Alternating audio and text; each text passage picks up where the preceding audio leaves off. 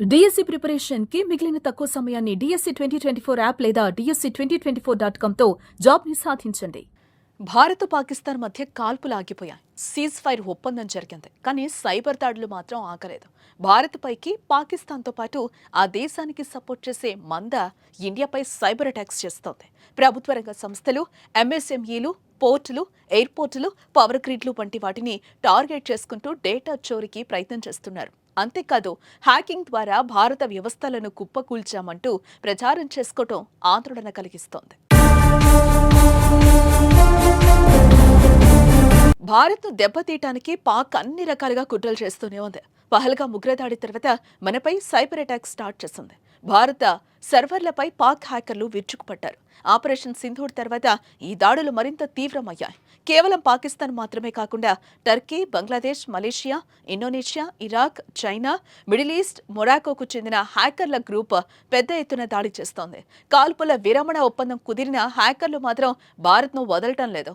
ఎవరూ ఊహించని విధంగా భారీ స్థాయిలో సైబర్ అటాక్స్ కు పాల్పడుతోంది. మాల్వేర్ పంపిణీ, DDoSలు దాడులు, GPS స్పూఫింగ్, ఇంకా వెబ్సైట్ పని చేయకుండా చేయటం వంటి వాటికి పాల్పడ్డారు. పహల్గామ్ టెర్రర్ అటాక్ తర్వాత పాకిస్తాన్కు చెందిన హ్యాకర్లు దేశవ్యాప్తంగా 15 లక్షల సైబర్ అటాక్స్ జరిపినట్లుగా తేలింది.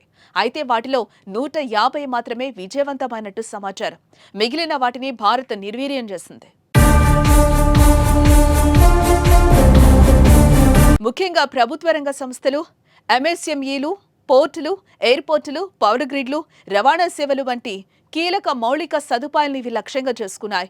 BSNL, UPI, డిజిటల్ వ్యాలెట్లు, స్టాక్ ఎక్స్చేంజీలు, పెద్ద కంపెనీలు కూడా ఈ దాడుల జాబితాలో ఉన్నాయి. రక్షణ రంగ సంస్థల నుంచి కూడా కీలక డేటాను చోరీ చేయడానికి హ్యాకర్లు ప్రయత్నించారు. ముంబై ఛత్రపతి శివాజీ మహారాజ్ ఇంటర్నేషనల్ ఎయిర్పోర్టుకు సంబంధించిన డేటాను కూడా చోరీకి ప్రయత్నం జరిగింది. హ్యాకింగ్ కు పాల్పడే ముఠాలు తాము భారత్పై పెద్ద ఎత్తున సైబర్ అటాక్ చేసినట్టు ప్రకటించుకుంటున్నాయి. బంగ్లాదేశ్ కు చెందిన సలహెడ్ గ్యాంగ్ SG డనైట్లు నేషనల్ ఇన్ఫర్మేషన్ సెంటర్ నుంచి, పాలస్తీనాకు చెందిన Israel Angel of Death group Election Commission నుంచి 10 లక్షల మంది డేటాను అపహరించినట్లు చెప్పగా అది 2023లో రీసైకిల్ చేసిన పాత డేటాగా గుర్తించారు. పాక్ యుద్ధంలో పైచేయి సాధించిందనే ప్రచారం కోసం శాటిలైట్ను జామ్ చేశామని, నార్థన్ కమాండ్తో సంబంధాలు తెంపేశామని, బ్రహ్మోస్ స్టోరేజ్ డిపోను పేల్చేశామని కూడా ఈ ముఠాలు సోషల్ మీడియాలో ప్రచారం చేశాయి. కానీ ఇవన్నీ ఫేక్గా తేల్చారు.